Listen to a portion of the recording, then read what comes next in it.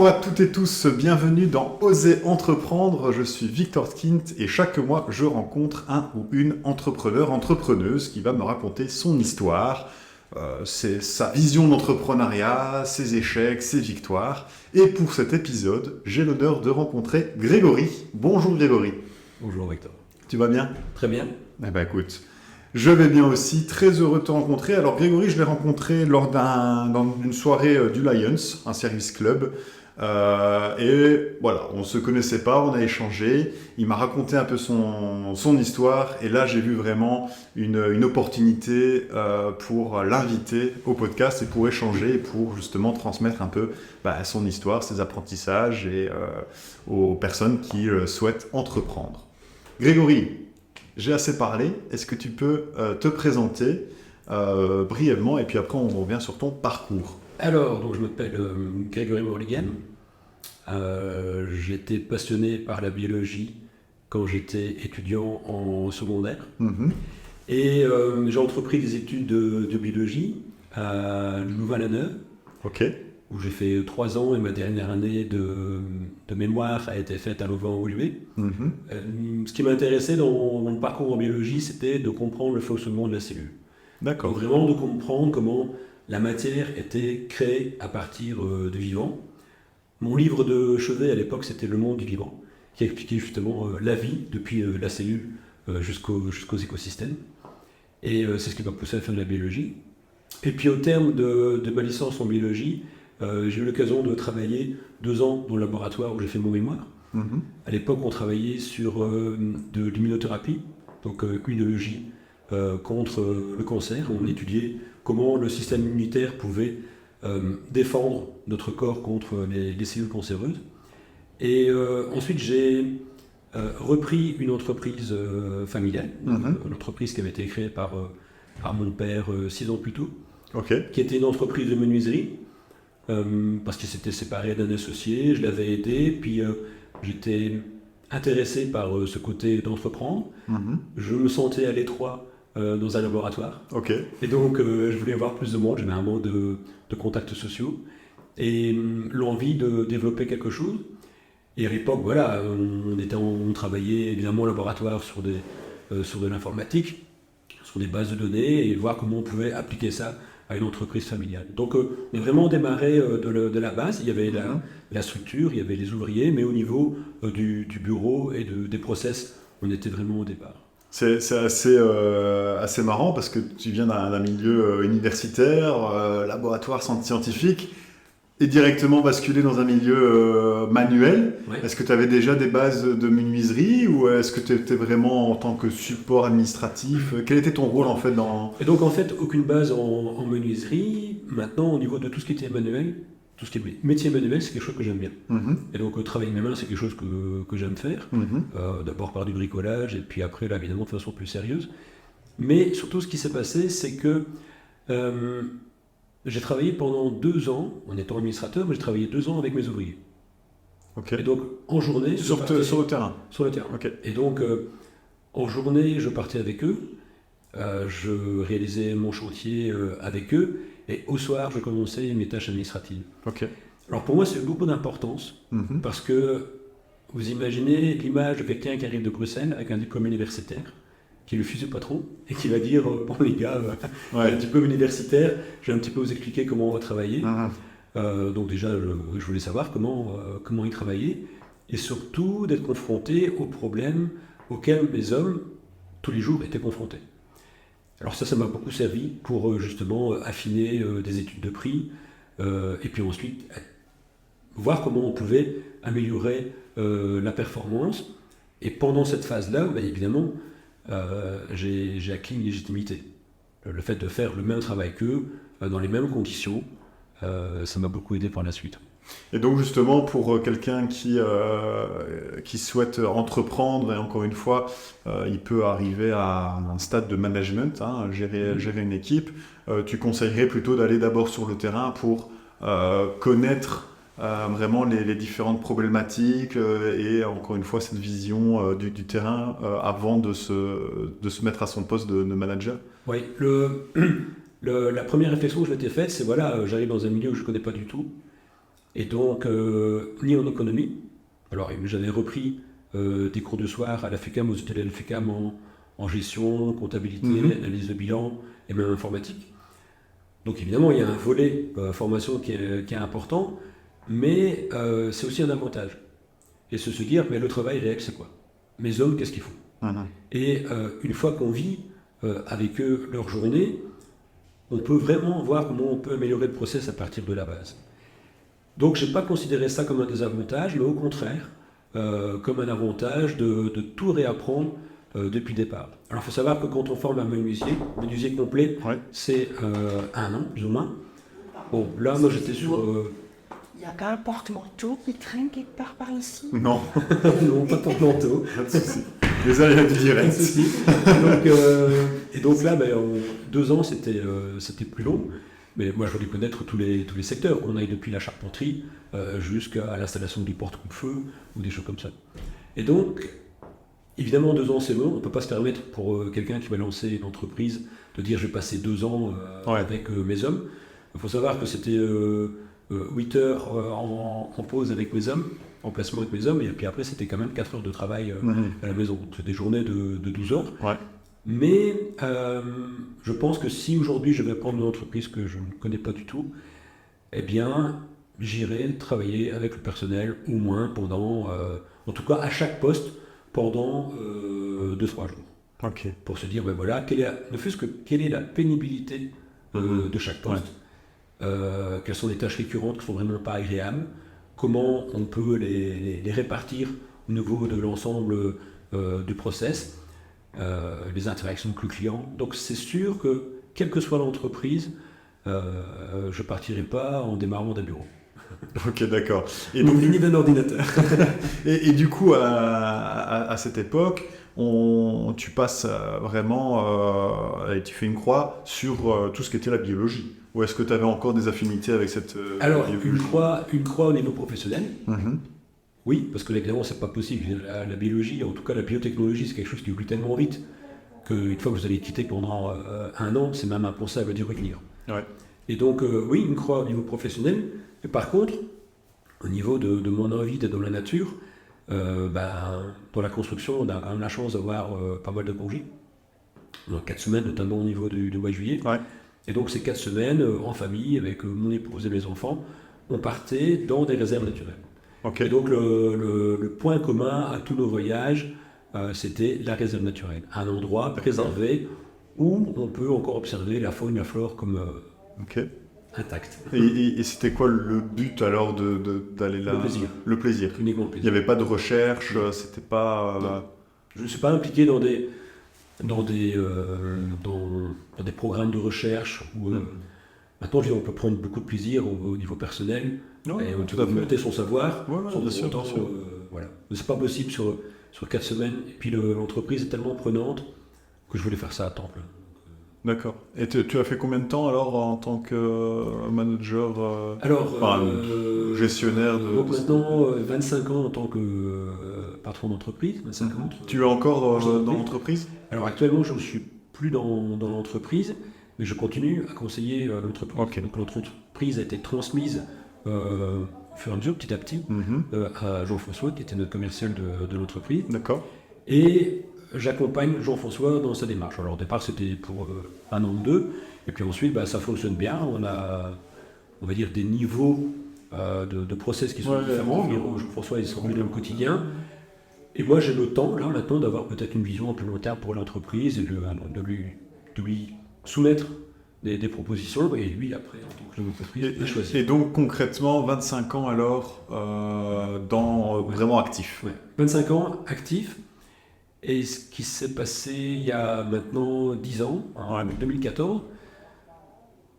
Donc je veux dire, la biologie, le fait de l'avoir quitté, ça a quand même été quelque chose de difficile, même si je veux dire, parce que j'ai jamais eu l'impression de devoir travailler pendant mes études. Évidemment, on travaillait pour réussir, mais je veux dire, quand j'ouvrais un syllabus de biologie, ça m'intéressait de connaître ce qui se passait, donc c'était pas une difficulté d'apprendre parce qu'il y avait cette envie de savoir. Et donc, il y a un manque qui s'est créé parce que l'idée première était que je parte en Afrique pour développer des activités à la fin de ma licence. Mais bon, là, quand on est jeune et qu'on nous propose une place dans le laboratoire, on se dit on mettra l'Afrique plus tard. Ouais. Après, on rencontre sa femme, puis on a ses enfants, puis on met l'Afrique plus tard. Ouais. Et puis en 2014, j'ai dit, ouais, maintenant c'est bon, j'avais un rêve qui était quand même de développer quelque chose en Afrique. Ok. Et donc, là, je vais le mettre en place. On va y venir tout de suite, mais pourquoi l'Afrique?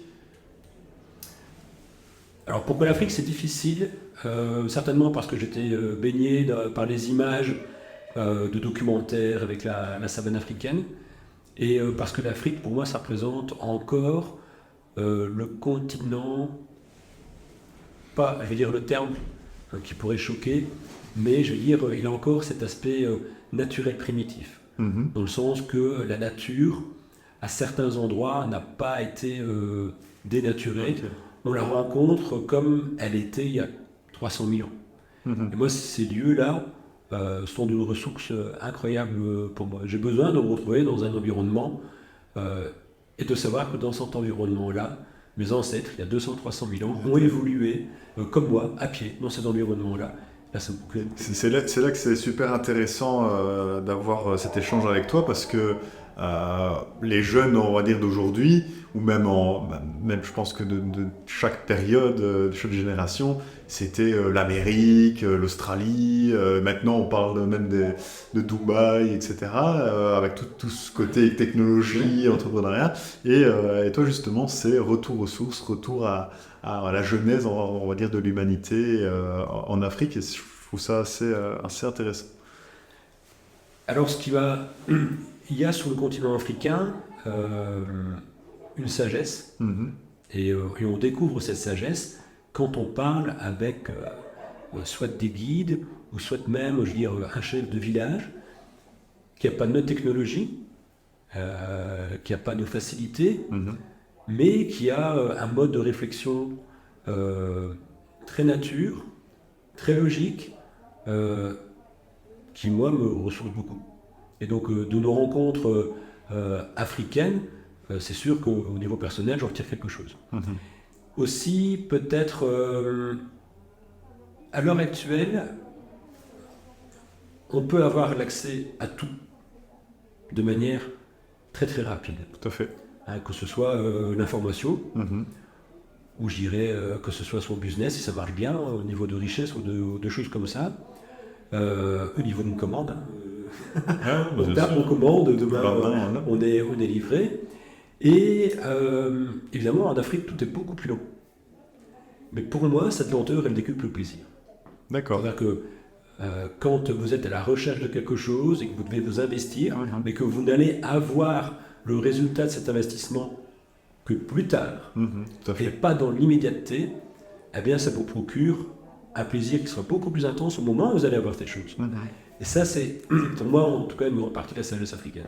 Et ben, c'est là où on se rejoint, parce que je t'avais expliqué, je m'entraîne pour un Ironman à Barcelone, et c'est justement tout ce parcours, en fait, tous ces moments de doute, ces moments où voilà, on n'a pas trop envie, ces moments de joie aussi, et vraiment toutes ces différentes courses, cette préparation, passer de son premier, par exemple, son premier 10 km en course à pied, son premier semi, son premier marathon.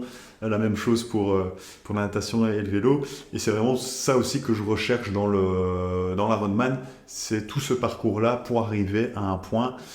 Ça va faire, on va dire, depuis le début de 2 ans que c'est en tête, et je pense que, parce que j'ai déjà eu la chance de voir une arrivée de personnes qui finissent l'Ironman, et on voit toutes les émotions dans leurs yeux, et en fait on voit tout le parcours, et c'est vraiment super intéressant, et c'est ça aussi qu'on retrouve. Et alors ce qui est intéressant dans ce que tu dis justement, c'est derrière ce dépassement de soi, et c'est vraiment notre histoire et notre évolution que ce dépassement de soi, et c'est dans la savane qu'elle a eu lieu. Et si on prend il y a 5 à 7 millions d'années, on a la séparation entre les primates et les hominidés, l'homme. Et quand l'homme descend de sa zone de confort qui est l'arbre, où il est en sécurité, en relative sécurité, tout à fait. Eh bien, il s'aventure dans la savane, et ce dépassement de soi, c'est cette envie de savoir et de dire j'entends un bruit derrière des hautes herbes, mais j'ai envie de savoir. Je me lève et je veux voir ce qu'il y a. Alors qu'un animal va fuir. Il entend un bruit, il va fuir, mais l'homme ne va pas le faire, j'ai envie de savoir. Et puis après, il y a toute cette évolution de je me lève, je deviens bipède, j'ai l'usage de mes mains, j'ai ma cage thoracique qui se développe, j'ai la possibilité de parler, parce que ma cage thoracique s'est développée, mon cou se sépare ma tête de mon tronc, mon cerveau peut grandir, et là je peux commencer à devenir un homme intelligent, l'homme moderne, qui vient de cette envie de savoir, et aussi de cette envie de se dépasser. Et si on prend l'évolution de l'homme en Afrique, elle a commencé dans la savane, et puis ensuite, l'homme a exploré le reste du monde pour cette envie de savoir qu'est-ce qu'il y a au bout de la savane. C'est comme ça qu'il est né en 300 000 ans dans la savane, il arrive il y a 40 000 ans chez nous, il est surdoué par rapport à l'homme néandertal qui fait complètement disparaître. Donc cette envie, ce dépassement de soi, pour moi c'est quelque chose qui est hyper important. Et si on fait un lien avec l'entreprise, actuellement dans l'entreprise, on parle de la gestion du stress, on parle, du bien-être en entreprise. Mais je suis persuadé que si, dans une entreprise, on arrive à avoir un bien-être parfait, à diminuer toutes les zones de stress, toutes les sources de stress, eh bien, il va avoir des personnes dans l'entreprise qui, elles, vont quand même pouvoir rechercher ce risque, cette envie de se dépasser et de sortir de la routine pour aller sur un autre projet. Et ça, je pense que c'est certainement un challenge qu'on doit offrir à tous les salariés, c'est de se dire, est-ce que mes salariés qui sont là, eh bien effectivement, oui, il y a des besoins alimentaires dans le travail pour nourrir la famille, pour se développer, pour les libertés, pour les loisirs, mais une fois que ces besoins ont été comblés, eh bien, est-ce que dans mon personnel, j'ai pas des gens qui sont à la recherche de se dépasser et qui vont avoir besoin de gérer un nouveau projet qui sera peut-être plus risqué, et qui ne va pas risquer toute l'entreprise, mais sur un projet sur lequel je peux mettre quelqu'un. Et à ce moment-là, on va commencer à monter dans la pyramide des besoins et avoir la reconnaissance de soi et le dépassement de soi. Donc c'est ce qui est intéressant aussi, donc quelqu'un qui souhaite vraiment améliorer ses compétences en management, c'est vraiment donner des responsabilités et essayer d'écouter les différents besoins personnels quand tu parles de la pyramide de chaque employé ouvrier ou pas du tout? Pour moi, oui. Ouais. Pour moi, oui. En entreprise, pour autant que l'objectif commun, on soit d'accord évidemment sur l'objectif commun, la façon de procéder, eh bien, c'est pas tabou que de demander à quelqu'un quels sont ses besoins. Parce que derrière ces besoins se cachent ses valeurs. Tout à fait, ouais. Et donc, si cette personne elle dit, écoutez, moi mes besoins, je suis une femme, je vis seule, j'ai un enfant, eh bien je travaille parce que le travail c'est ce qui me permet d'assurer ma famille. Donc ce qui est important pour moi c'est ma famille, et donc mon travail derrière, eh bien il me procure le salaire qui est important pour ma famille. Ok. Donc on peut très bien avoir quelqu'un qui va se dire, moi voilà, j'ai fini de payer mon crédit, ça va bien, mes enfants ont quitté la maison, mais moi j'ai besoin d'être challengé. Et donc moi ce qui m'intéresse, on n'est pas tout le temps dans se dire, tiens, dans le fond, le salaire doit être augmenté pour telle ou telle raison.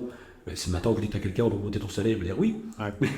Mais je veux dire, est-ce que ça répond à son besoin? Peut-être pas. Si on augmente son salaire et qu'en fait, il le met sur son compte d'épargne, ça ne répond pas spécialement à un besoin. Ouais, c'est sûr. Donc, mais son besoin à lui, ça, c'est le plus important. Derrière, qu'est-ce qui se cache? Est-ce qu'il a envie de se dépasser? Pour moi, c'est le plus important. Et je pense que quand on est dans un climat suffisamment protecteur, un climat de confiance au sein de l'entreprise, eh bien, dévoiler ses valeurs en disant, voilà, moi je travaille parce que je dois nourrir ma famille. Ok. C'est sûr que comme valeur, c'est important. Moi je travaille parce que j'ai envie de me dépasser. Je suis un sportif, comme toi là, j'aime bien. Moi j'ai besoin de défis. J'ai besoin de défis il y a 6 mois, à 1 an. Mais très bien, on va te donner ces défis-là. Et à ce moment-là, je veux dire, on a des valeurs personnelles qui vont être différentes, mais on va les mettre ensemble pour un objectif commun. Ça a du sens. Et justement, dans le recrutement, est-ce qu'il y a justement tout ce côté valeur, essayer de bien percevoir les différentes personnes pour justement créer une bonne équipe, je suppose, qui doit être assez importante, parce que je pose cette question, encore une fois, le public cible de ce podcast, c'est plutôt les personnes À chaque fois, je dis jeune entrepreneur, mais pour moi, jeune entrepreneur, c'est quelqu'un qui est débutant, en tout cas dans l'entrepreneuriat. Il peut avoir 18 ans, il peut avoir 60, il peut avoir 80. Il y a à un moment donné, ça dépend encore une fois la thématique de l'entreprise, mais avoir la casquette de manager, mais aussi la casquette de RH, et de recruter sa première personne, etc. Comment bien recruter aussi une personne au sein de l'entreprise? Alors je suis sûr, je ne suis pas un spécialiste en RH, mais si je dois faire la comparaison à emmener ces personnes dans le projet de l'entreprise ou emmener ces personnes dans la savane, eh bien, c'est de voir justement au niveau de leurs valeurs, qu'est-ce qui est important pour elles, et de voir si c'est compatible avec les valeurs de l'entreprise. Il faut sûr un minimum de compétences, mais si vous avez une personne qui est motivée, qui voit qu'elle va pouvoir honorer ses valeurs dans votre entreprise par son travail, eh bien elle va se donner dans l'entreprise. Si vous avez quelqu'un dont vous ne connaissez pas les valeurs avec un très bon diplôme, mais que cette personne se dit, ben, dans le fond, moi j'ai pris ça parce que c'est alimentaire, mais je veux me dépasser, je sais très bien que cette entreprise, je n'ai aucune possibilité de progression dedans, eh bien, vous serez content de son travail jusqu'au moment où elle va vous dire, bon voilà, moi je m'en vais parce que je m'embête. Il n'y a pas de challenge. Voilà. Et là, vous pouvez augmenter son salaire, faire ce que vous voulez, ça ne changera absolument rien. Donc c'est de voir, oui, effectivement, on forme une équipe, est-ce qu'on a un objectif commun, et est-ce que l'entreprise, pour le chef d'entreprise, c'est parfois ça la difficulté pour un jeune entrepreneur, c'est que l'entrepreneur a son idée de la vision de son entreprise, de comment elle va évoluer, comment il la projette dans le temps, et il pourrait être tenté de croire que les autres vont être dans le même process que lui. Mais s'il est actionnaire, s'il est administrateur, que ces autres personnes sont salariées, oui, elles sont motivées, mais elles ne sont pas dans le même process que lui. Et donc ça, c'est quelque chose qu'il doit accepter et se dire, mais dans le fond, comment je peux répondre aux valeurs de ces personnes pour que, effectivement, elles ne sont pas dans le même process que moi, mais qu'elles vont contribuer à un objectif commun. Et ça, c'est pas... c'est quelque chose qui doit se faire dans un climat de confiance et qui doit se faire carte sur table. Ok. Donc tu es resté 25 ans à l'entreprise et après tu avais ce rêve de l'Afrique. Oui. Est-ce que ton rêve a évolué? Donc effectivement il y avait la destination qui était l'Afrique, mais est-ce que ton projet, tu expliquais quand tu étais allé à début de ta carrière et que tu souhaitais, a évolué, a changé entre le début et au moment où tu as réalisé en fait l'opportunité d'aller? Oui, alors donc au début c'était partir en Afrique pour la découvrir, il y a de présent là-bas. Toute l'Afrique ou c'était l'Afrique, je veux dire, au départ c'était l'Afrique de l'Est. Il y a Kenya, Tanzanie, sur la Tanzanie. Et puis ensuite, pour des questions, je veux dire, de facilité, d'autonomie, on était en Afrique australe, plus dans l'Afrique du Sud. D'abord c'était dans un projet dans un but de découverte. D'accord. Et puis ensuite, quand on est arrivé en Afrique, on a commencé à guider des groupes, guider des personnes avec mon épouse. D'abord en voiture. Et puis on a vu que ça fonctionnait bien, donc on osait découvrir la faune à partir d'un véhicule. Ce sont des images classiques qu'on voit lors d'un safari. Et puis, grâce au Covid, donc pas à cause, mais grâce au Covid, il n'y avait plus aucune activité touristique là-bas. Et donc, nous, on a plus de clients pour 1 an ou 2. Et quand on a retéléphoné à des guides qu'on connaissait là-bas pour dire, tiens, on aimerait bien encore partir en brousse, on dit, écoute, il n'y a plus rien, mais ce qu'on peut te proposer, c'est de partir en formation ranger. Et donc là, on s'est retrouvé embarqué dans un mentorship. On est parti 4 jours dans la brousse. Et nous, on était une guide avec nos clients occidentaux, européens. Et là, on avait des rangers qui, eux, s'entraînaient pour marcher à pied dans la savane. Et ne plus conduire leur groupe à partir d'un véhicule, mais conduire à pied. Et là, c'était une découverte extraordinaire. Parce que le contact qu'on peut avoir avec la faune quand on est à pied, n'a plus rien à voir avec le contact qu'on peut avoir en voiture. Ensuite, on a été séduit par la bienveillance des rangers, qui, évidemment, comme on est dans un environnement qui est un environnement hostile, eh bien, ils doivent s'assurer que tout le monde, au niveau du groupe, tout le monde fonctionne correctement. On retourne au besoin de savoir si effectivement, est-ce qu'une personne a un besoin de sécurité plus important qu'une autre personne. Tout à fait. Pourquoi elles font ça? Est-ce qu'elles font ça parce qu'elles se disent, tiens, moi je vais marcher dans la savane et quelque part, c'est la notion de dépassement de soi. Je vais arriver face à des animaux sauvages, comment je vais réagir? Ou je veux me prouver quelque chose? Et donc ils sont attentifs à tout ça. Alors, on peut parler d'intelligence émotionnelle, de savoir, moi, qu'est-ce que je ressens? Comment je peux contrôler mes émotions? Et comment je peux deviner les émotions des gens qui sont autour de moi? Qui est aussi, je veux dire, en entreprise, un piège à éviter, c'est de penser que sa propre émotion va être celle des autres. Ouais. Et moi, je suis heureux parce que j'ai reçu un gros bon de commande, et c'est un gros chantier. En tant qu'administrateur, je suis très heureux. Et le gestionnaire de chantier se me dit, mon Dieu, c'est immense, comment je vais faire ça? Ça peut être de la joie, c'est ça. et lui, ça peut engendrer de la peur. Ouais. Et donc, c'est important aussi de connaître à ce moment-là les émotions des gens qui sont autour de nous. Et quand vous commencez à prendre connaissance de ces émotions, vous formez une équipe extraordinaire. Et donc, suite à ça, on s'est dit, voilà, on va, toujours grâce au Covid, on a la possibilité de passer les examens en jury central à distance. Okay. Donc, on présente nos examens théoriques à partir de la Belgique. Connexion un jour au soir, 140 questions, 120 minutes. Et puis, à la fin de l'examen, vous savez si vous avez réussi théorique ou pas. Ensuite, on a pris un assesseur privé pour faire notre examen pratique. Okay. Là, vous emmenez quelqu'un dans la brousse pendant 3 heures, il nous interroge sur tous les animaux qu'il voit, sur tout ce qui se passe. Et puis voilà, donc là, on a le premier niveau de guide en Afrique, ce que communément nous on appelle ranger ici en Belgique. Oui, le deuxième niveau, c'était de passer en ranger à pied. Et donc là, c'est aussi examen, un mois de formation, et au préalable, tous les examens nécessaires pour pouvoir porter une arme en Afrique. Et voilà, donc c'est une série de 11 examens, mais en finale, à la sortie de 1 mois de formation en brousse, eh bien, après passer votre dernier examen et vous avez, oui ou non, votre diplôme. Voilà, heureusement, et tu l'as eu. Je l'ai eu. Félicitations. Donc, ce qui était un aboutissement, un rêve, je vais même dire plus qu'un rêve, parce que j'aurais jamais osé le rêver, mais tout ce qui aurait pu être, on va dire, sur le parcours, un obstacle, somme toute, on les a transformés en une opportunité. Et puis, aussi, peut-être un conseil, c'est quand on est face à un objectif, notre cerveau va quand même avoir l'envie de nous montrer tout ce qui pourrait ne pas aller sur le chemin. Ouais, tout à fait. Et parce que là, à ce moment-là, on lui demande de sortir de ses habitudes. Et lui, il est programmé pour faire ce qu'il aime faire et ce qu'il fait tous les jours. Donc 80% du temps, notre cerveau ne fait que la même chose, des choses très basiques. Et là, on lui demande d'aller plus loin, donc il essaie de nous empêcher de le faire.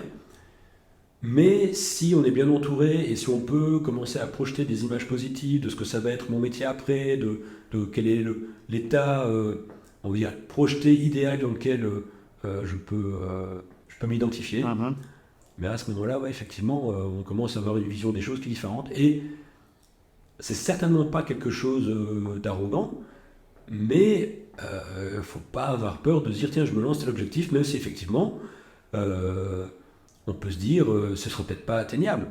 Là, tu t'es dit, tiens, je me lance le défi de faire un Ironman, mais on a encore peut-être trop souvent la peur de l'échec. Mais le tenter, c'est déjà quelque chose de formidable. Exactement. Et je veux dire, si j'ai aussi fait des ultra-trails en mettant des distances de 80 ou 200 km, bon, je veux dire, heureusement, je les ai atteintes. Mais si maintenant, si lors d'un 100 km, j'avais abandonné au 90e kilomètre, eh bien, j'aurais la réponse que je suis capable de courir 90 km, même si j'ai pas passé la ligne des 100, et quelque part, j'apprends plus sur moi. Mais bien sûr. C'est sûr que... ça, c'est le côté, tout le parcours en Afrique, et il y a énormément de questions qui me viennent en tête, mais on va rester plutôt structuré. Donc d'abord pour l'entrepreneuriat, vous arrivez, donc toi et ton épouse, en Afrique. Est-ce que vous avez déjà des contacts là-bas? Parce que là, tu me dis, voilà, je fais découvrir le monde, enfin, je fais des safaris avec des Occidentaux. Comment tu arrives de là et créer un peu ton entreprise si c'est une entreprise, voilà. Alors au départ, la première fois où je me suis dit, tiens, est-ce que je suis capable de guider? Mhm. J'ai joué fond jeu, donc aucun contact là-bas quand on a commencé. D'accord. On va dire ça commence, réellement notre histoire commence par l'achat d'un Defender. D'accord, ok. Là-bas, directement. Directement. Mhm. Voilà, on avait été une fois, on avait loué un véhicule, on s'est dit, ok, la deuxième fois on achète un Defender, donc on achète le véhicule. Et ensuite, je vais sur le site du forum de Routard Ok. en disant on va traverser le désert de Kalahari, on va traverser le delta de l'Okavango et on aimerait bien 2 clients testeurs pour savoir si on est apte à guider ou pas. Et puis eh bien, on a des réponses évidemment, et puis on rencontre 2 personnes qui nous paraissaient très très bien pour ce genre d'aventure, en étant très clair, en disant voilà, vous allez un peu nous servir de test. On est novice. Évidemment, c'est simplement une participation aux frais. On aimerait bien avoir votre tour sur notre façon de guider et de voir comment ça se passe là-bas. Et donc voilà, on est parti à 4, on a eu un voyage extraordinaire, avec toutes les aventures qu'on peut avoir dans un voyage en traversant Je me doute. l'État de l'Okavango. On avait bien insisté que c'était la première fois qu'on faisait. Et puis à la fin du voyage, j'ai su que j'étais sur la bonne voie, parce qu'il m'avait donné un surnom qui était pas de panique. Parce que dans toutes les situations compliquées, je vous disais, pas de panique, on va gérer, ça va aller. Et que de fait, voilà, on a géré des traversées, des rencontres des éléphants, des traversées de cours d'eau, vous avez le niveau qui monte par rapport à votre véhicule. Et on l'a fait déjà avec ce regard un peu côté bienveillant, et de voir que nos clients testeurs étaient toujours en forme. Donc ça a commencé comme ça. Et justement, il y avait une préparation ou c'était vraiment complètement à l'impro Alors on peut dire, autant ça peut paraître fou de dire tiens, je vais emmener 2 personnes comme ça pour faire une traversée, autant derrière la préparation. Voilà. Donc dire l'itinéraire choisi a été suivi. Au niveau GPS, on avait exactement tout ce qu'il fallait. Sur place, on s'est renseigné aussi sur les conditions des cours d'eau à traverser, des choses comme ça. Je veux dire, maintenant avec Google, on savait voir exactement les endroits qui étaient plus difficiles. Toutes les réservations étaient faites. Donc on va dire que le seul risque, entre guillemets, c'était l'imprévu du terrain. Une rencontre animale, une panne mécanique. Mais encore, on savait qu'on avait 2 points de relais quand on traversait. Il y avait la ville de départ et la ville d'arrivée. Donc c'est pas... faut pas confondre challenge et improvisation. Au plus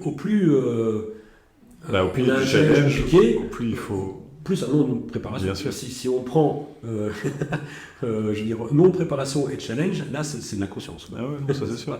C'est pas du challenge. Et on peut faire justement encore cette similitude avec le sport, et notamment pour mon cas, la Depuis, retraite.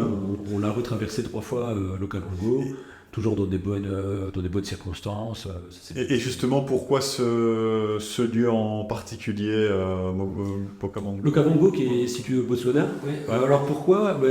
Tout simplement parce qu'en fait, en 1988, il y avait une émission de Ushuaïa où il y a un éléphant qui charge la pirogue de Nicolas Hulot et son guide en ouvrant les oreilles comme ça, je veux dire, et qui s'arrête juste devant la pirogue.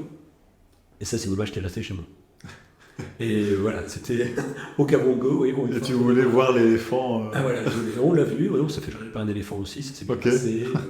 Les éléphants ont des charges d'intimidation. L'éléphant, il ne veut pas spécialement de conflit, donc il va charger en intimidant, c'est très intimidant. Parfois, ça peut être une vraie charge, mais voilà. Bien juste après, et donc on va faire la chronologie. Donc là, premier client testeur, vous avez encore des contacts avec ces clients? Oui, toujours, c'est génial. C'est ça, le voyage, ça forme aussi des rencontres et des liens. Et puis après, ça se passe bien, bon retour, on fait le feedback, on essaie d'améliorer les petits couacs. Et puis après, on se dit que sur place, ce serait bien d'avoir un point relais. Ok. Parce qu'on se retrouve avec...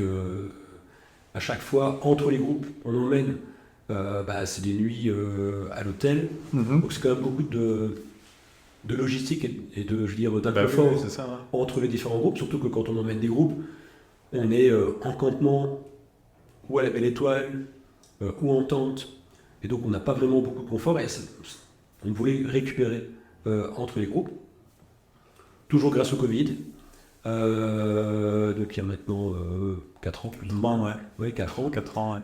Là, il y a un petit mouvement de panique au niveau des lodges d'Afrique du Sud, qui se Ouais. disent, surtout que l'Afrique du Sud avait été blacklistée pour un variant. Ok, je n'ai pas... Ah si, variant sud-africain, oui. Là, dans sud-africain, complètement inutile parce que c'est le Oui, variant oui, qui a oui. un peu sauvé tout le monde, Ouais. mais bref. Et donc là, il y a un mouvement de panique au niveau de certaines personnes qui ont des loges et qui veulent revendre leur loge tout de suite. D'accord. Et là, on est sur place, on allait partir en formation avec un groupe, et juste avant de partir, on a fait une offre pour un lodge. Là, ça faisait maintenant 6-7 ans qu'on était au même endroit, donc il n'y avait pas d'inconnu pour nous. Ouais. Et évidemment, avec des prix qui étaient Ouais, en dessous du très marché. concurrentiels, parce que là, il y avait un mouvement de panique. Et peut-être aussi, je veux dire, la confiance de se dire, oui, c'est pas parce qu'on passe une crise qu'on va vivre les 40 dernières années ça, dans cette crise-là. Et donc, voilà, c'était réfléchi. On a acheté un lodge qui est loué. Et il y a quelqu'un qui s'occupe là-bas de tout ce qu'il faut quand on n'est pas là-bas. Et puis après, quand on accompagne nos clients, on le reçoit dans notre lodge, on part ensemble, et entre les groupes, on revient dans notre lodge. Incroyable. Et donc là, et là, le lodge, vous avez un contact sur place qui vous a un peu aiguillé, ou est-ce que vous étiez vous-même en train de regarder Ouais, ça faisait longtemps qu'on regardait, je veux dire, si un jour on devait acheter un pied-à-terre, et là, voilà, ça correspondait à quelque chose sans trop d'entretien, ou en tout cas facilement entretenu par une société sur place. Donc on est parti... Il faut quand même un réseau, je suppose, ou créer en tout cas un réseau sur place pour justement Ouais. toute la logistique. Ouais. Alors c'est... Maintenant qu'on est situé dans une petite ville, Mhm. je dirais que si on regarde en comparaison avec Tournai, la ville à laquelle on s'est établi là-bas, c'est comme Templeuve. Ok, ouais. Donc c'est pas très très grand, mais ceci dit, c'est Templeuve, mais isolé. Les autres villes autour, elles sont à 100 ou 200 km. Hein, donc Ouais. c'est vraiment. Mais donc, effectivement, on connaît maintenant beaucoup de personnes, parce que ça fait 7 ans qu'on est au même endroit, on connaît beaucoup de personnes, et c'est assez facile dans le sens que on est toujours quand même dans un environnement hostile. Mhm. Et donc, si vous avez un problème avec votre voiture, vous savez que quelqu'un va s'arrêter. Ok. Et donc, ensuite, le fait d'avoir passé les examens de ranger, eh bien, Que du monde aussi. voilà. Je veux dire, si on prend 50% de la population de cette ville-là, hors touristes évidemment, ou pendant la pleine saison, mais 50% des gens travaillent dans l'industrie du safari. Mhm. Ok. Et justement, comment on rencontre des personnes là-bas? Je suppose qu'il n'y a pas des business clubs, des service clubs, d'autres organisations pour des rencontres. Comment comment on fait du networking là-bas? Alors, comment on fait du networking là-bas? En fait, quand vous avez, nous c'est comme ça que l'histoire a commencé, quand vous avez un ranger, un guide exceptionnel, c'est sûr que vous le retenez. Ouais. Et puis, quand vous avez envie de revivre des aventures, vous contactez pour dire OK. Et puis, de là, voilà, c'est parti. Il te met en contact avec une C'est en personne. contact.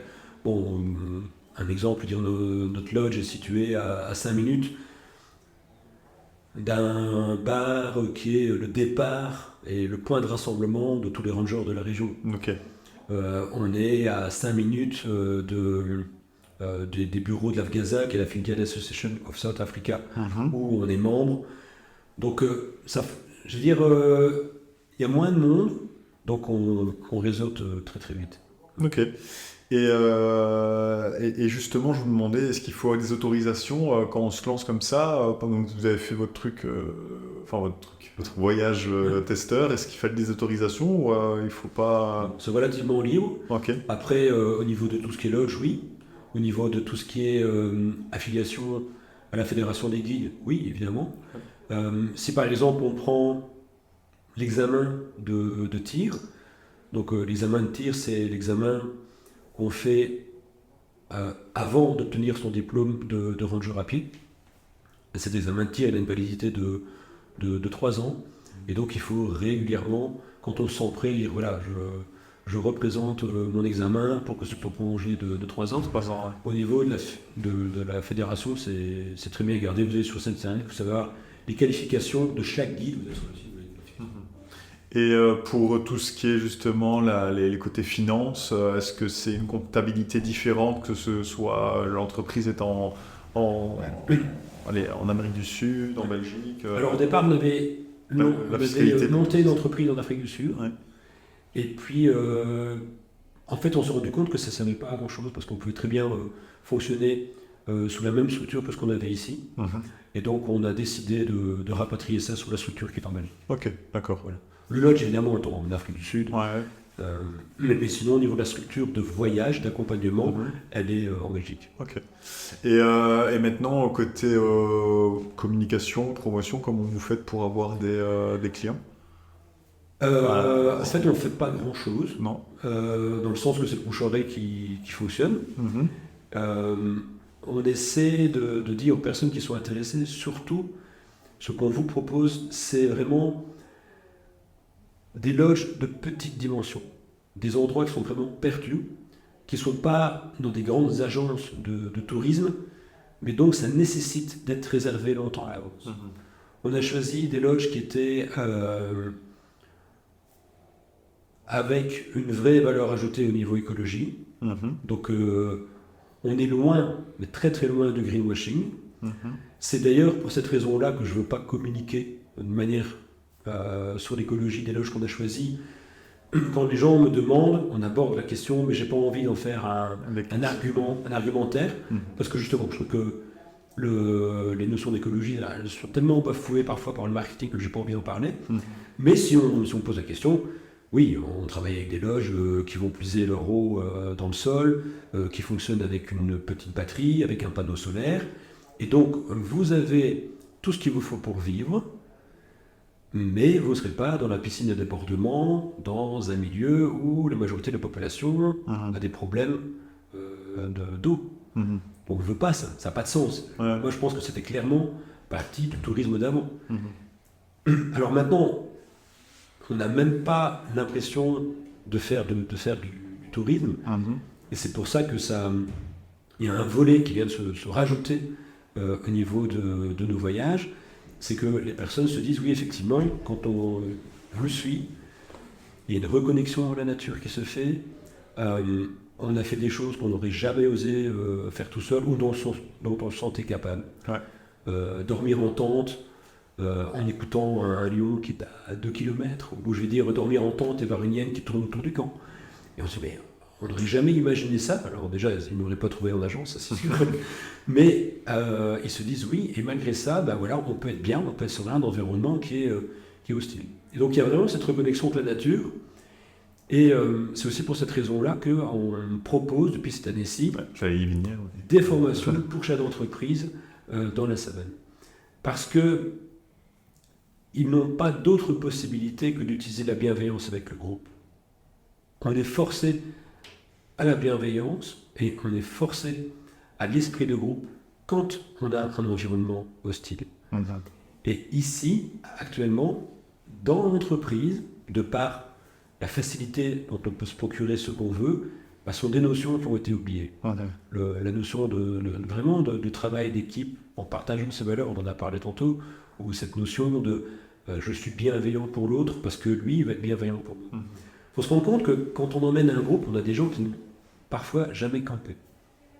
Et puis on va les emmener pour un trip de 4 à 6 jours où ils vont dormir à la Belle Étoile. Et donc ils vont dormir à la Belle Étoile avec un tour de garde autour du feu de 1 heure. Et donc pendant 1 heure, vous allez devoir veiller à la sécurité des autres. Et en contrepartie, quand vous allez dormir, les autres vont devoir veiller à votre sécurité. Donc ça veut dire qu'à un moment dans votre vie, dans ce cas-là, vous allez dire, ok, tu vois, j'ai confiance en toi, et c'est une personne qui, les gens ne se connaissent pas, j'ai confiance en toi pour que tu puisses veiller sur ma vie pendant que moi je vais dormir, et mon contrat, c'est que je vais t'offrir cette même sécurité quand toi tu vas dormir. Et bien quand vous êtes capable de faire cette confiance-là à quelqu'un, après quand vous revenez dans l'entreprise, Alors, je vais te confier quelque chose. La confiance, c'est une gestion de risque en fait. Ouais, tout à fait. C'est uniquement ça. J'accepte le risque de te donner une tâche. Et j'accepte le risque dans un premier temps qu'elle sera peut-être pas faite comme moi je pensais le faire. Mais peut-être qu'elle sera mieux faite, peut-être qu'elle sera faite plus vite, peut-être qu'elle sera moins bien faite et que je vais devoir te réaiguiller pour que la deuxième fois, tu puisses faire cette tâche correctement. Mais ça change tout. Ça change tout. Parce que vous êtes dans une approche positive avec la personne, vous n'êtes pas dans une approche, bon, essaye de faire ça, mais si jamais ça ne va pas, je le ferai. Là, vous me dites déjà dès le départ que j'ai pas tout à fait confiance en toi, mais bon, Ouais. je te donne ça parce que j'ai pas le temps de le faire. Ben non, je te donne ça parce que je veux que tu saches le faire et que j'ai confiance en toi et que tu sauras le faire. Ça, c'est ce qu'on essaie. Et si vous êtes capable de faire ça dans la savane, ça change tout quand vous revenez. Incroyable. Quand, justement, à quel moment tu t'es dit je voudrais prendre ce chemin-là? Parce que donc, au début, c'était un peu plus traditionnel avec le Defender, etc. Ouais. À quel moment tu t'es dit là, il y a un truc à faire avec justement cette bienveillance, la gestion, inviter des chefs d'entreprise à venir, etc. Il y a eu trois événements. La première, c'est la rencontre avec un éléphant. Ok. Et là, je veux dire, quand vous êtes face à un éléphant qui Au s'arrête. moment du Ouais. testeur. Au moment, non, je veux dire à pied, par À après. pied. Par après. Quand vous êtes face à un éléphant qui vous charge, qui s'arrête à 5-6 mètres devant vous, alors il y a tout un code pour éviter que ça tourne mal. Je veux dire, voilà. Bah déjà, vous prenez une belle leçon d'humilité, une belle leçon de confiance aussi vis-à-vis de la personne qui, à ce moment-là, est votre mentor et qui vous explique comment on approche un éléphant. Et puis ensuite, quand je revenais en entreprise, cette gestion de stress, cette notion de risque, cette notion de bienveillance que j'avais apprise en Afrique du Sud, elle m'aidait dans mon travail de tous les jours. Parce que là, tu étais encore... ok, d'accord. Donc là, je veux dire, j'avais encore les deux casquettes. Et eh bien oui, ça m'aidait dans mon travail de tous les jours. Et puis ensuite, quand j'ai présenté mon examen, à la fin de mon examen, mon assesseur me dit « Eh bien, ton passé en tant que chef d'entreprise, t'es fort utile quand tu accompagnes des groupes dans la savane. » Alors c'est aliment, parce qu'on avait d'un côté, moi je vais chercher des outils dans la savane que j'utilise dans mon entreprise. Ouais. Et quand je passe mon examen, on me dit « Tiens, ton passé, ton expérience en entreprise, elle t'aide quand tu guides des groupes. » Et là, je me suis dit, oui, effectivement, il y a un parallèle qui est en train de s'opérer entre ces deux mondes. Je reviens toujours avec cette notion de monde hostile, parce que oui, l'entreprise restera un monde hostile. Et plutôt que de se dire, on va essayer qu'il ne le soit pas, mais c'est non, il l'est. Et comment on peut évoluer dans ce monde-là en appliquant la bienveillance. Vous pouvez avoir au niveau d'une équipe la meilleure gestion d'équipe à l'intérieur et tout ça, mais vous n'êtes pas à l'abri d'un client qui va vous téléphoner et qui va vous harceler par téléphone, ou parce que lui, il n'est pas dans votre équipe, donc il faut être confronté à ça. Et là, c'est cette notion de gestion de stress. Et c'est vraiment quelque chose que j'ai appris avec la savane, c'est que quand vous faites un face-à-face avec un animal, et au fur et à mesure de ce face-à-face, vous le faites de mieux en mieux. À l'heure actuelle, j'ai 32 face-à-face avec ce qu'on appelle les animaux dangereux, donc lion, léopard, buffle, rhinocéros, éléphant. Eh bien, votre émotion première, c'est la peur.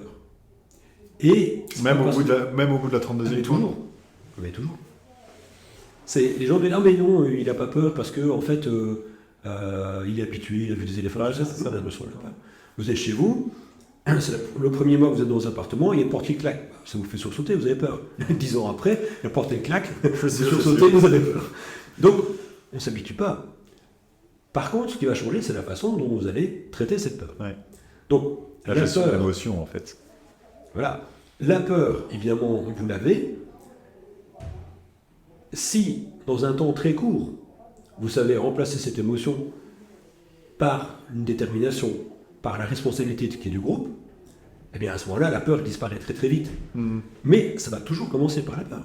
Quand vous regardez un éléphant, tout d'un coup il se tourne, il va vers vous. Le jour où vous avez un éléphant qui tourne, qui vous voit, qui pense vers vous, vous dites j'ai pas peur, il y a un problème. Ouais. Il y a un problème. Et donc là, effectivement, on transforme cette peur, et c'est ce qui va faire que l'état dans lequel on va être suite à cette peur, eh bien, il est facilement acceptable. J'ai eu mon stress, mais de par ma bonne gestion, de par ma confiance en moi, de par des outils que je peux utiliser, eh bien, ce stress s'est dissipé. Parce que sinon, vous allez marcher dans la savane en étant à un niveau de stress comme ça, en commençant votre journée, et puis au soir, vous êtes au niveau de stress et vous allez garder ça pendant 2 mois. C'est pas possible. Donc, il faut que par cette confiance en soi, la confiance dans le groupe, eh bien, vous allez diminuer cette notion de stress.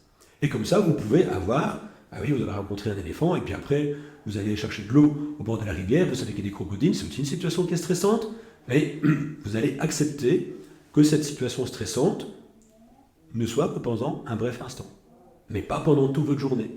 Ouais. Et pas justement appréhender aussi le fait de dire ah, mais, dans 2 heures je vais devoir aller chercher de l'eau au crocodile et du coup tout gâcher les 2 heures précédentes. Je suppose c'est un peu la même chose qu'on a en entreprise quand on dit ben, ouais, j'ai un entretien avec un gros client, ça me fait stresser et du coup on y pense. En entreprise, justement, cette notion de gestion des risques et de gestion de la peur, on a parfois tendance à dire on va essayer de ne pas parler des scénarios catastrophes. Ouais. Parce que si on parle de scénarios catastrophes, les salariés ne vont pas comprendre et vont dire ah oui, il y a quelque chose qui se passe. Ouais, c'est ça. Mais si on a pu développer cette confiance dans l'entreprise, eh bien on peut demander à ces salariés en disant voilà, notre plus gros client, c'est tel client. Aujourd'hui, on va faire l'exercice. Imaginons que demain, ce client, il disparaisse.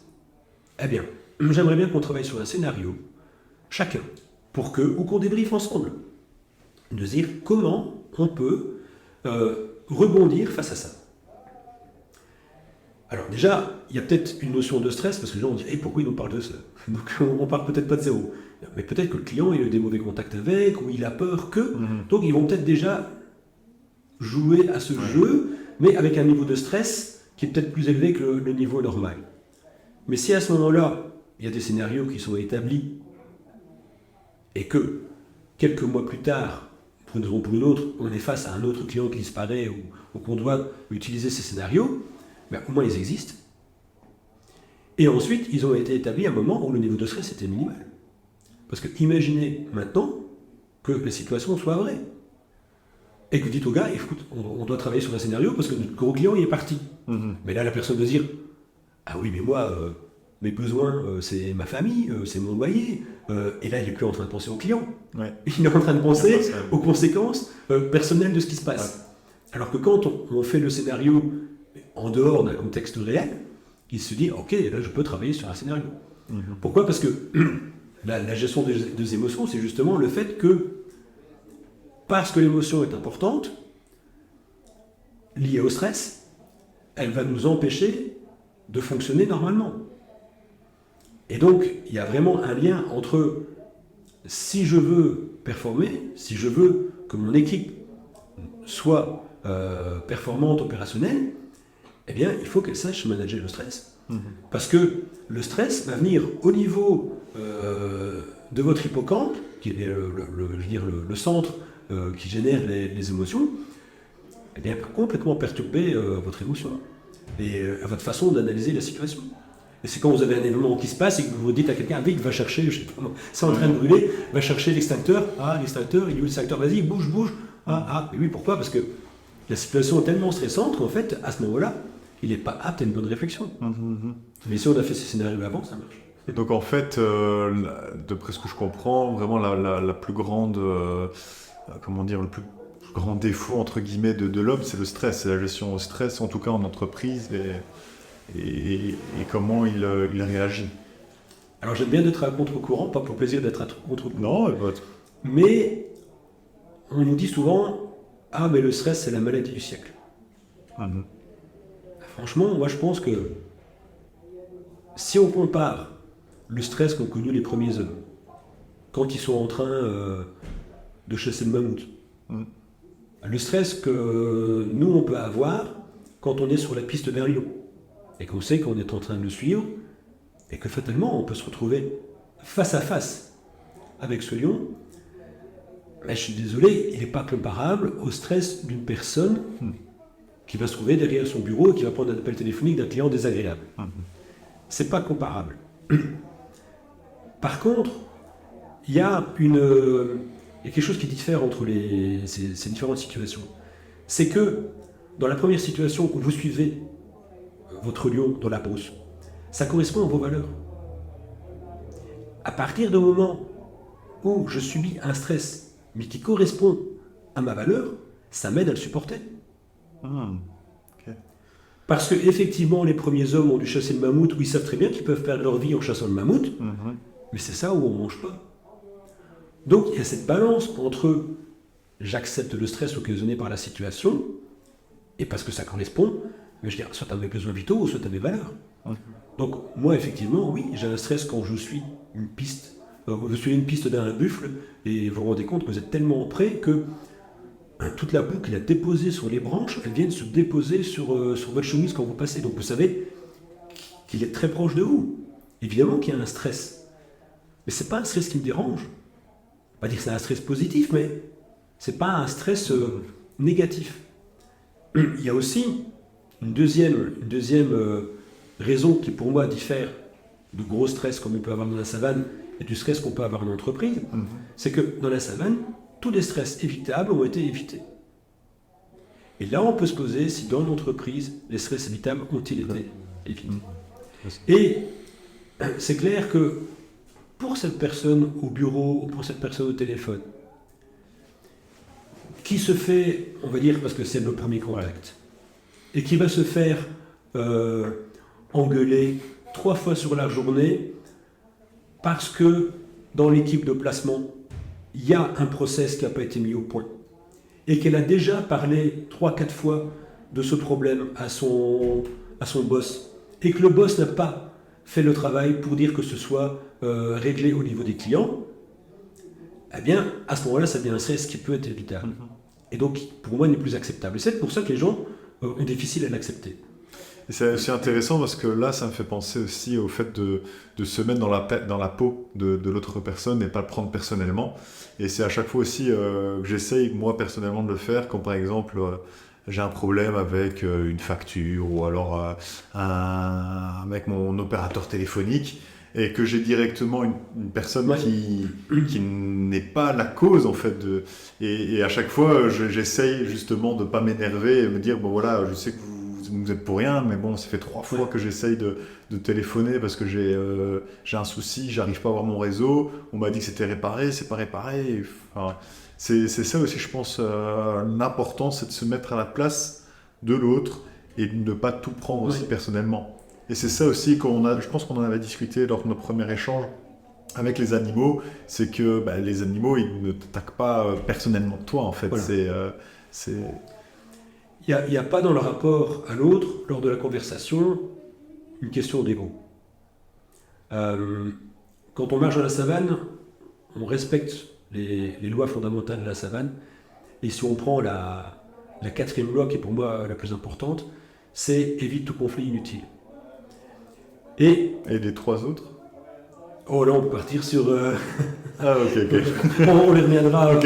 On va prendre celle-là. Donc, il y en a 7 en tout. Ah ouais. Et il y a une conférence vendredi sur les 7 lois de la savane. Ah ben voilà. Donc si les gens veulent les entendre, ils peuvent m'inviter et on peut les présenter. Mais si on prend la 4e loi qui évite tout conflit inutile, eh bien, les animaux n'ont pas d'égo. Ça veut dire que parfois, quand on se demande, mais dans le fond, pourquoi l'éléphant il a fait une charge d'intimidation? Pourquoi il est venu s'arrêter à 1 mètre? Et pourquoi il n'a pas engagé le conflit? En fait, il a intimidé, mais il n'a pas engagé le conflit. Qu'est-ce qu'il aurait gagné dans le conflit? Qu'est-ce qu'on aurait gagné? Pas mieux, c'est un conflit inutile. Et donc, à partir de ce moment-là, les animaux vont éviter les conflits inutiles. Et, si je prends un exemple qui est compréhensible ici en Belgique, le matin, vous vous levez, vous entendez les oiseaux qui chantent. Oui, c'est pas pour que vous ayez un réveil agréable. Les oiseaux chantent parce qu'en général, ce sont des mâles qui disent, voilà, c'est mon territoire. Et donc ils avertissent tous les congénères de si vous rentrez sur mon territoire, Là, il y a un conflit. là il va y avoir un conflit. Donc vous ne pouvez pas être au courant que vous êtes à un endroit où vous ne pouvez pas être. Donc ça, voilà, les animaux fonctionnent comme ça. On va prendre le lion il marque son territoire. Pour être sûr que c'est un autre lion qui arrive sur le territoire, mais effectivement, le lion soit au courant que l'autre soit... Alors ça, en entreprise, c'est aussi quelque chose qui peut être utilisé, c'est délimiter les territoires. Oui, il y a chacun son territoire. Délimiter les territoires, délimiter les compétences, parce que l'émotion qui est directement liée à la prise de possession d'un territoire de l'autre, c'est la colère. Tout à fait. Et je veux dire, on comprend très bien, ça c'est mon bureau, et vous avez 3 personnes qui viennent déposer leur tasse de café sur votre table, ben ça vous met en colère. Enfin, ça peut vous mettre en colère. C'est sûr. Pourquoi ? Parce que c'est mon territoire, et là, on est sur mon territoire. Quelqu'un qui a pris votre place de parking alors que vous avez mis que c'était réservé à tel numéro de plaque. Voilà. Ben, directement, c'est pas la curiosité, c'est Ouais, la colère. Alors la 5e loi, c'est Oh, si jamais tu te bats, sache exactement pourquoi tu te bats. Ça, c'est important aussi. Je m'engage dans un conflit parce que je ne sais pas ce que l'éviter, je m'engage dans un conflit, mais pourquoi je me bats ? Si la réponse est simplement que l'ego pour dire j'ai une victoire, vous vous demandez si même si on le bat, même si on... Parce que c'est pas une victoire à la Pyrrhus, parce que cette victoire va pas nous coûter plus que ce qu'elle va nous rapporter. Et pour revenir justement donc, à la 4e loi, comment on peut différencier l'évitable et l'inévitable du conflit ? Quand j'ai un conflit, comment je peux savoir s'il est évitable ou pas évitable ? Parce que donc là, c'est facile de dire la phrase, voilà, et il faut essayer d'éviter les conflits qui n'ont pas d'intérêt, mais comment on peut juger si ça a intérêt ou pas ? Parce que quand on arrive à un point de conflit, il faut avoir la peut-être demi-seconde de... Alors pour résumer les 3 premières lois, ça va justement être d'éviter d'arriver à cette situation, ok. Donc c'est soit attentif à tout, on va dire, résumé de manière vraiment très très succincte, c'est soit attentif à tout, de manière à ce que tu évites justement d'être sur le territoire d'un autre, vois avant d'être vu, essaie d'anticiper, vois ton adversaire. Si on utilise déjà toutes ces lois-là, eh bien, on va arriver, en tout cas, dans les dernières étapes, ça pourrait être le conflit. Mais on aura quand même fait pour l'éviter. Je comprends un peu ce que tu veux dire. Ensuite, dans le conflit, il va avoir... on va tester l'autre dans le conflit. Et donc, quand on approche un éléphant, par exemple, on va fonctionner avec des niveaux d'intimidation. C'est-à-dire que l'éléphant me voit, il vient vers moi, évidemment je suis armé. Le dernier niveau d'intimidation, c'est voilà, je défends le groupe qui est derrière, je protège mon groupe, je charge mon arme et je tire. Ça, c'est le dernier niveau. Évidemment, on ne veut pas arriver à ce niveau-là. Mais entre le premier niveau, qui va simplement être je me lève et je me montre, eh bien l'éléphant va se dire ah oui, ok. Il a répondu à, pas une agression, mais il a répondu à mon premier niveau d'intimidation. Il continue à avancer, oh, je suis là, je crie, je siffle, je fais un bruit naturel, j'avance vers lui. Après, si on monte, je charge une cartouche, un bruit métallique, agressif. Et donc avec un animal, avec tous les animaux, on a, avant d'arriver à un conflit pur et dur, on va avoir ces niveaux. Pendant qu'on monte cette échelle de niveau d'intimidation, on peut se dire effectivement, est-ce que je suis pas en train de monter pour un conflit qui est inévitable et derrière pour lequel il n'y a pas d'intérêt. Ouais, c'est ça. Parfois, on voit lire des gens qui vont discuter pour, je sais pas, si votre employé trouve que elle serait mieux dans une chaise pas verte, mais que cette chaise, elle serait rouge parce que le rouge, mais qu'au fond, ça, si c'est son bureau tout seul, on peut discuter de ce qui est mieux vert ou rouge, ou au final dire c'est moi le bureau sur vert, et on se dit, dans le fond, si cette personne, dans son bureau, elle trouve que lors d'un achat, sa chaise rouge, pourquoi qu'est-ce que ça va m'apporter en plus? Ouais, c'est ça, ouais. Même si mon idée première était de se dire, ce serait mieux pour l'uniformité de mon entreprise que tout le mobilier soit de la même couleur. Quel temps je vais passer pour ça? Ensuite, vis-à-vis de cette personne, bah, elle a envie d'une chaise rouge. C'est pas du laxisme, hein, Mhm. mais c'est de se dire, voilà, bah, ça nécessite pas pour moi qu'il y ait des divergences. Ouais. Voilà. Mais on peut avoir des conflits. Alors attention, il ne faut pas basculer au point de dire, en entreprise, on évite tous les conflits. Parce qu'il y a beaucoup de conflits qui sont utiles. Si vous avez deux personnes qui ont un point de vue pour aborder une problématique, bah, c'est nécessaire qu'elles se confrontent. Qu'elles confrontent leur point de vue. Tout à fait. Si on accepte que la solution sera peut-être une solution qui sera issue des deux premières, mais peut-être pas la solution de l'un ou de l'autre. C'est-à-dire, bien souvent, quand on arrive avec deux solutions à un problème, et qu'il y a une confrontation, c'est pour celui qui va lâcher, et ce sera la solution de l'autre qui va être abordée. Mais si maintenant on se dit, de ces deux divergences, on peut construire une troisième solution, pourquoi pas? Donc à ce moment-là, c'est un conflit qui est utile. Mais je dirais que les conflits utiles, c'est les conflits... les belles Qui permettent d'avancer aussi. Oui, qui permettent d'avancer. Les conflits inutiles, c'est les belles conflits de Oui. tous les jours où, si on se dit, mais qu'est-ce que j'ai à gagner avec ce conflit-là? Oui, c'est ça. Si au final c'est rien, si c'est perdre du temps, ça c'est un conflit inutile. Ouais, tout à fait.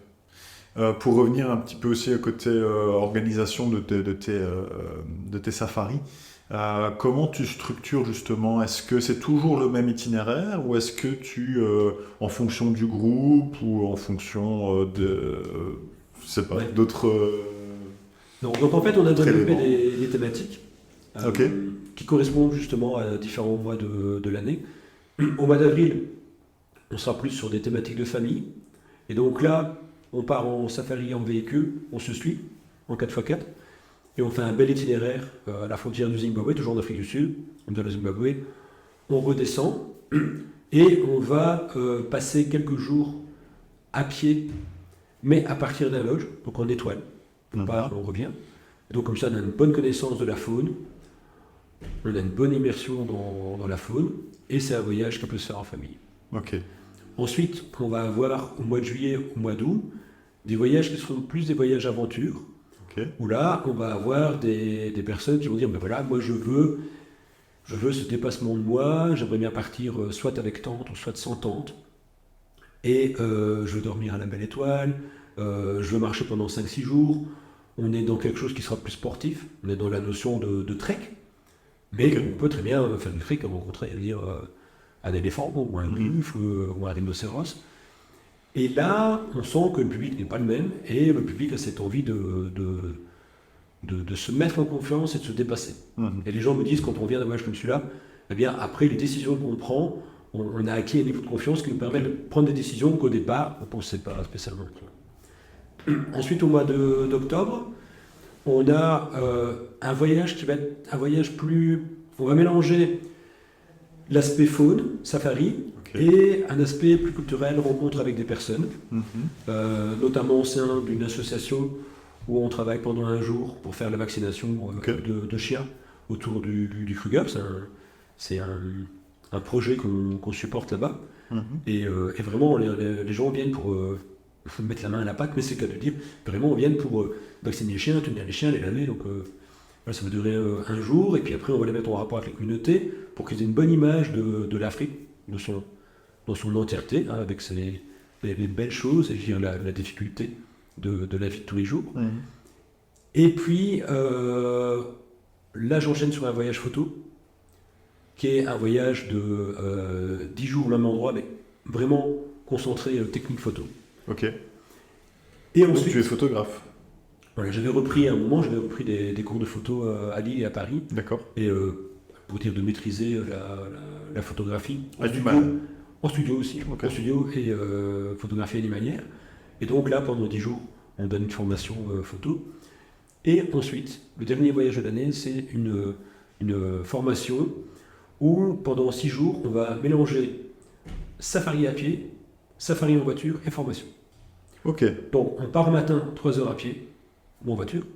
Ensuite, on va avoir 2 heures de formation. Quels sont les enseignements, les valeurs, la confiance, les besoins, comment vous les avez vus, comment vous avez vu ces valeurs quand vous avez un ranger qui marche devant vous, comment vous avez vu ces niveaux d'intimidation quand vous avez le ranger qui a rencontré un éléphant, comment vous avez géré vos émotions. Est-ce que vous avez senti des émotions au moment où vous commencez, comment vous êtes senti vous pendant la marche, et ensuite comment vous allez pouvoir appliquer ça à votre entreprise. Ok. Et donc, en fait, il y a aussi un côté introspection aussi qu'on peut venir voir. Oui, c'était pas à la fin. C'est pas l'objectif, peut-être. Mais c'était pas l'objectif, mais on veut pas que ce soit, à part dans la formation, là vraiment c'est des outils appliqués à l'entreprise, mais c'est justement quand on a accompagné des gens, on nous dit mais après c'était différent et après on a trouvé quelque chose. Alors, on va plutôt partir du principe qu'on met les personnes dans des bonnes circonstances, qu'elles peuvent observer la bienveillance ou comment on peut se conduire, mais on ne va pas, sauf dans la formation, on ne va pas être avec cette envie de dire mais tiens, je vais te montrer ce que c'est la bienveillance, tout ça. Non. C'est simplement le fait de mettre des gens dans des circonstances et de leur montrer ce que nous on fait qui vont peut-être induire chez elles ce comportement par après. Okay. Ça, on s'en est rendu compte à la fin du voyage. Ah, mais oui, vraiment, ça a changé. On n'a rien fait. Oui, mais si. Mais non, on n'a rien fait. D'abord, j'avais aucune notion. Ici, depuis un an, on a repris des notions en coaching. Mais non, j'ai aucune notion. Oui, mais si. Mais je pense que c'est le fait de voir autour d'elles des personnes bienveillantes, voir comment elles ont fonctionné entre elles et qu'elles peuvent s'en inspirer. Mais il n'y a pas du bourrage de crâne, ça c'est sûr et certain. Parce que les gens vont pas aller en Afrique pour qu'on leur guide leur comportement. C'est fou parce que tu as une formation de biologiste et j'ai plutôt l'impression que tu as fait des études de sociologie, psychologie. Non, pas du tout. Parce que justement, on parle beaucoup plus de sociaux, de psychologie humaine, etc., plutôt que de la biologie en soi. On s'éloigne vraiment de la biologie. Ouais. En fait, alors, à un certain moment, j'avais vraiment envie, avec mon épouse et la famille, de me retrouver seul dans des endroits où justement il y avait quasiment personne. C'est pour ça qu'on partait en brousse à pied. Mais plus on partait en brousse à pied, plus on comprenait les comportements humains qu'il y avait dans le groupe. Et qui étaient, très intéressants à étudier. Et peut-être parce que dans ces moments-là, on a des comportements qui sont authentiques. Mm-hmm. Et moi, ce que j'adore avec les personnes qui nous accompagnent là-bas, c'est ce comportement authentique. C'est le fait que elles vont, on parlait des émotions, elles vont dire, là, j'ai peur. Ce que ici, c'est plutôt quelque chose qu'on va cacher. Et ça, je pense que pour une entreprise, de savoir l'émotion qui est ressentie par son personnel au moment où il doit accomplir une tâche ou s'occuper d'un dossier, c'est bien de connaître. Ok. Voilà, on va clôturer tout doucement ce chapitre-là. Une toute dernière question pour ce chapitre. Est-ce que tu imaginerais de faire la même chose en Amérique du Sud, où on a ce côté jungle amazonienne, ou même en Asie aussi, où on peut retrouver pas la savane, mais au moins des territoires hostiles comme ça? Non, pourquoi? Parce que je t'avais dit qu'on avait commencé d'abord par le Kenya. Tout à fait. Le premier voyage, c'était un voyage au Kenya. Ah, ouais. Et en fait, on a trouvé en Afrique du Sud vraiment des gens qui étaient, parmi les rangers, vraiment des gens qui étaient intéressés par ce côté conservation de la nature. D'accord. Qu'on ne retrouve pas en Amérique du Sud ou en Asie. En Amérique du Sud, je vais pas m'avancer pour l'Amérique du Sud, mais tu as parlé de l'Asie. L'Asie, ouais. On a naturellement été dans des parcs nationaux en Asie, avec des guides des parcs nationaux. Voilà, on n'est pas du tout dans le même état d'esprit. Okay. C'est le tourisme en premier. D'accord. Et derrière la conservation de la nature, il n'y est pas. Malheureusement, ce qu'on observe aussi au niveau du Kenya, on n'est pas dans un système durable où en fait le touriste apporte, on va dire, sa contribution au maintien de l'écosystème. On n'est pas là-dedans.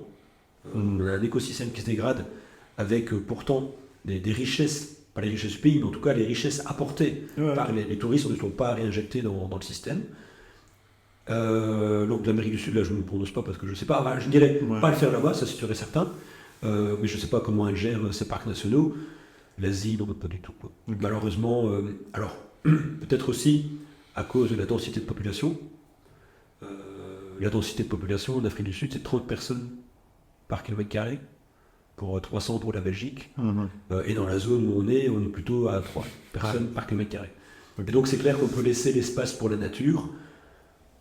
L'Asie, évidemment, est très densément peuplée, donc elle passe peut-être pour ces raisons-là, elle n'a pas la possibilité de laisser une faune aussi intacte qu'on peut le retrouver en Afrique du Sud. Ok, très bien. On va tout doucement terminer le podcast avec justement ta vision de l'entrepreneuriat en Belgique. Quelle est ta vision de l'entrepreneuriat en Belgique? J'entends par dire, est-ce que il y a des bonnes choses? J'espère. Est-ce qu'il y a des choses à améliorer? Voilà, comment tu vois l'entrepreneuriat présent, même, peut-être passé, mais surtout l'avenir aussi de l'entrepreneuriat en Belgique? Alors je ne suis pas certainement pas pessimiste, Mhm. donc je veux dire optimiste de nature. Donc je pense que il n'y a pas de raison valable pour dire que les années qui vont arriver, elles seront moins bonnes ou pires que les années précédentes, ça certainement pas. Je pense que la presse de manière générale aime à nous montrer des choses qui disparaissent, mais elle tarde à nous montrer, c'est bien d'ailleurs que tu fasses des podcasts dans ce sens-là, c'est qu'elle tarde à nous montrer je veux dire, des nouvelles choses qui apparaissent. Mhm. Et donc, ça, ce serait peut-être déjà plus optimiste. En tout cas, ça montrerait je veux dire, un entrepreneuriat plus motivé, plus optimiste, tel qu'on le rencontre. Hein. Mhm. Donc ça, c'est déjà je veux dire, une vision positive. Ensuite, je ne vois pas de domaine particulièrement difficile pour l'entrepreneuriat, sauf peut-être, ça c'est peut-être la problématique qui va regrouper, je veux dire, Ouais. en tout cas, c'est la difficulté de la main-d'œuvre. De manière générale. Tout à fait. La difficulté Ouais. pour recruter. Ensuite, conserver son personnel. Je pense que si on embarque les gens dans une belle aventure et qu'on est conscient des besoins, des valeurs de toutes ces personnes, il y a moyen de faire un long chemin avec. Moi, j'ai accompagné beaucoup de personnes jusqu'à leur pension. Et ça s'est très bien passé en acceptant leur façon d'évoluer dans l'entreprise en fonction de leur âge. Mhm. Mais c'est sûr que à l'heure actuelle, on entend quand même beaucoup d'entreprises qui se plaignent de leur difficulté de recruter. D'accord. Donc ça, je dirais que c'est peut-être le point, Ouais. le point peut-être plus sensible dans le futur. Après, la concurrence ne doit pas être un problème, dans le sens que si on s'attarde à faire les choses correctement, en essayant d'augmenter la qualité, le service qu'on propose au client final, mais on peut se démarquer. Donc ça ne doit pas être un souci aux concurrence. Au contraire, c'est la concurrence qui peut créer un environnement hostile et qui veut nous forcer à s'adapter. On voit avec le Covid, il y a des entreprises qui, après le Covid, ont développé des nouvelles compétences parce qu'elles ont dû survivre pendant cette période Covid, qui ont revu leur process, Tout à fait. qui se sont réadaptés et qui maintenant sont face à des choix en disant hey, moi, j'ai développé une nouvelle branche avec le Ouais, Covid. c'est ça. Je pense aux traiteurs qui ne pouvaient plus faire de cérémonies Ouais. et qui maintenant se disent ouais mais moi j'ai fait des plats emportés, maintenant je fais 800 plats sur la semaine et maintenant tout l'événementiel est revenu, je vais augmenter. Donc ils ont profité, je veux dire, Ouais, tout à fait. des opportunités du Covid. Donc il n'y a pas vraiment de milieu hostile, je pense que. Ok. Et ce qui est intéressant aussi, c'est avoir ta vision sur l'évolution numérique, digitale, Ouais. principalement biotech, surtout en Wallonie, où on est vraiment assez à la pointe au niveau de biotechnologie. Comment toi tu appréhendes justement cette évolution de manière même exponentielle de toute cette nouvelle technologie, l'intelligence artificielle, la biotechnologie, etc. Bien, pour donner une idée de la vitesse à laquelle ça se passe, il y a 30 ans, dans le laboratoire dans lequel j'étais, un jour la porte s'est ouverte et il y a quelqu'un qui a dit voilà, le génome humain est séquencé. Et donc, il y avait des centaines de laboratoires qui travaillaient sur le séquençage de l'ADN du génome humain. Et ben là, c'était le dernier laboratoire, fini la dernière séquence, on avait enfin la séquence complète, qui avait pris, je ne sais plus quelle, c'était des dizaines d'années pour avoir cette séquence. Maintenant, vous envoyez une goutte de sang aux États-Unis et vous avez votre propre séquence génomique. Et vous avez ça, page complète, voilà. Donc, oui, moi je trouve que ce sont des outils qui sont extraordinaires. Après, il faut que, pas pour les jeunes, mais en tout cas pour les gens de ma génération, il faut qu'ils aient la souplesse d'esprit de comprendre que ce sont des outils en plus et pas des outils à la place d'eux. Et si vous prenez, je vais dire, l'intelligence artificielle, je ne vois pas pourquoi on la met en concurrence avec notre intelligence ou notre manière de fonctionner actuelle. Non, je pense que c'est un outil qui peut... combien de fois j'ai besoin d'une définition, d'un concept, où je vais taper sur ChatGPT, tiens voilà, c'est quoi? Ça m'évite... c'est un outil extraordinaire. Je veux dire, avant, quand on se posait une question vraiment bien précise dans un domaine, et donc on devait prendre sa voiture, son vélo, aller dans une bibliothèque scientifique, espérer qu'on trouve dans l'ouvrage scientifique la bonne information. Mais ça nous prenait une après-midi. On devait louer le livre, aller le reporter.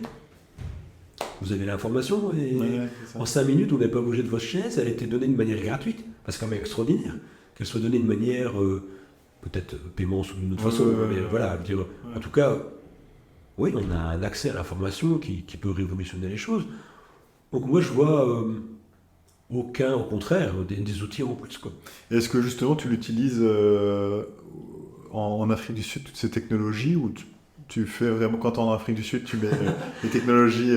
Alors, c'est marrant parce que tu as ce discours qui est incroyable, parce que tu te dis, voilà, la technologie, c'est super chouette, c'est progressif, tu viens d'énoncer toutes les problématiques qui ont été résolues, mais d'un autre côté, tu as commencé le podcast en disant c'est retour aux sources, retour à la nature, etc.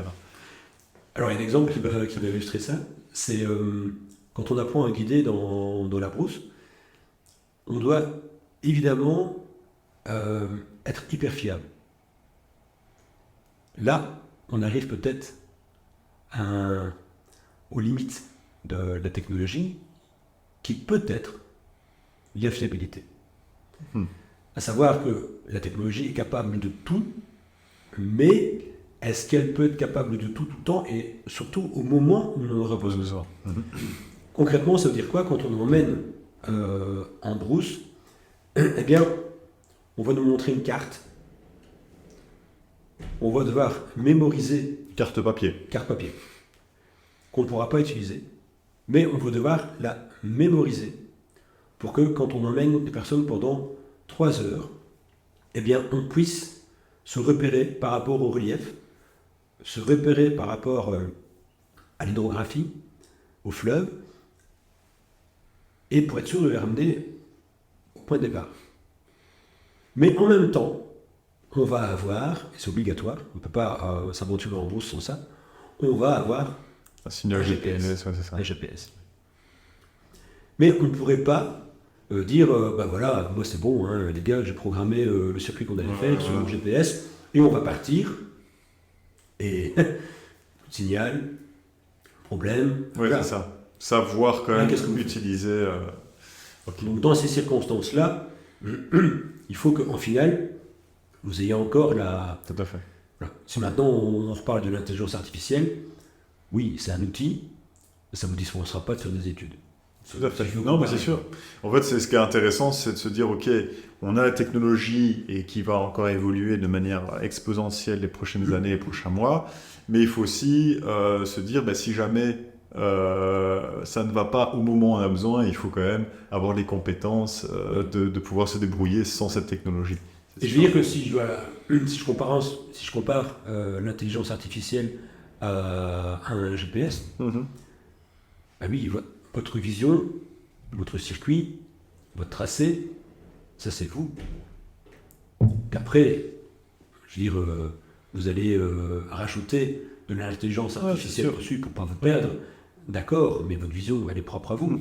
Je veux dire, je sais pas si demain on peut taper, montre-moi un projet entrepreneurial intéressant et rémunérateur.